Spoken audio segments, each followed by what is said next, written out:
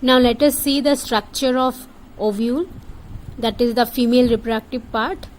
So the ovule, it has one or two outer layer of cells called integuments and an opening called micropyle.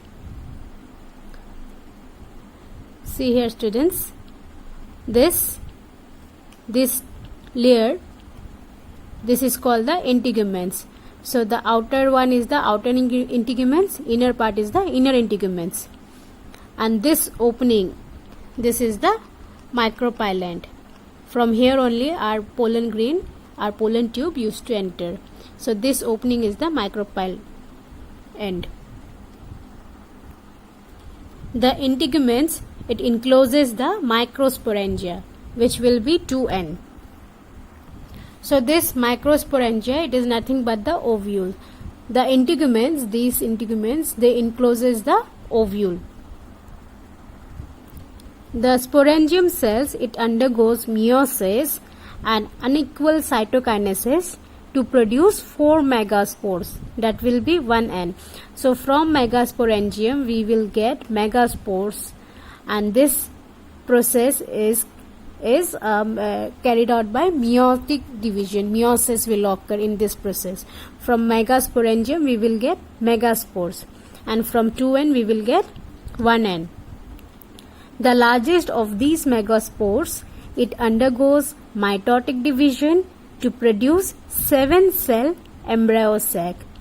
So this megaspores that we got from megasporangium, the megaspores will then undergo mitotic division and it will produce 7-celled embryo sac.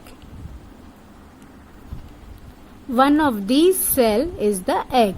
So out of this, one of the cell, out of the 7 cell, one of the cell is the egg cell. There is a central cell containing 2 or more polar nuclei. So the central cell will contain 2 or more polar nuclei. I'll show you the diagram. So this was our integuments, right? The outer layer, it encloses the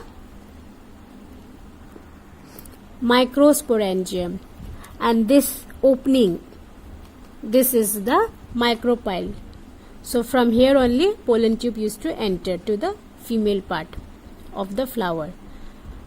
So the integument, it encloses the microsporangium. This microsporangium, they undergo then they will undergo meiosis to produce megaspores, and out of these, the largest of these megaspores, it will undergo mitosis and it will produce 7-cell embryo sac. It will produce this embryo sac. 7 cell, why we call? Because can you see here, this 3 cells, this part we call it as antipodal cell. This 3 cells we call it as synergids, and out of these 3, these 2 are the synergids. The middle one is the egg cell. The middle one is the egg cell, and the side, these 2 are the synergids, and inside this we have 2 or more polar nuclei, this one in the middle, in the center. So total how many cells we have?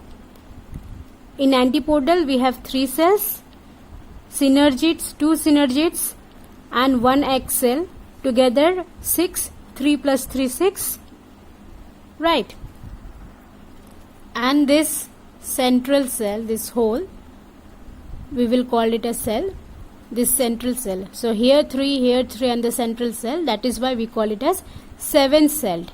And if we count the nucleus, these are polar nuclei, right? These are nucleus. So here inside this also we will have, in synergids, 2 synergids, we will have the nucleus. Egg cell will also contain the nucleus. Antipodal cells, all the 3 cells will contain the nucleus. So here we have 3 nucleus, here also we have 3 nucleus, and here we have 2 polar nuclei. It contains 2 nucleus.